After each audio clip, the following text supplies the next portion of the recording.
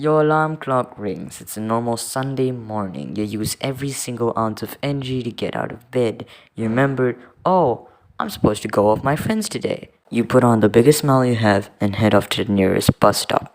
And then, I don't know, you put on some My Chemical Romance music or something, cause it's that part of the day. But, oh no, of course something had to go wrong, so you start choking on your saliva. So you look around you. You feel that everyone is looking and judging your every move you make. Well, that's called the imaginary audience. Google says that it's a psychological state where an individual imagines and believes that multitudes of people are enthusiastically listening to or watching them. Now, the reason why I made this video was because I saw a video made by Improvement Pill that I thought was very interesting. Do note that the clip I'm about to show you is a clip from Improvement Pill. Full credit goes to him. I did not make this, he did.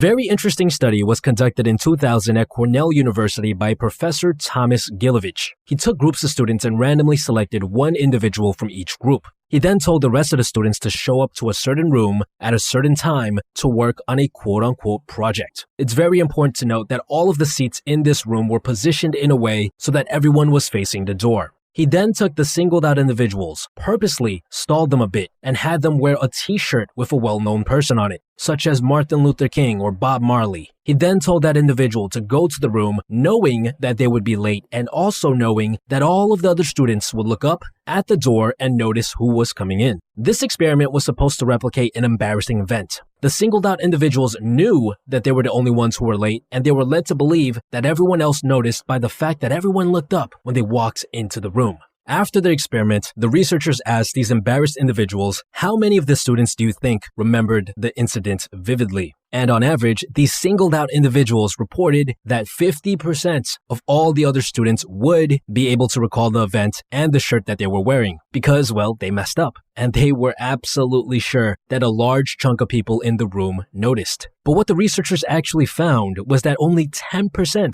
of the students in that room were able to recall the event and the t-shirt, 5 times less than what our embarrassed individuals thought.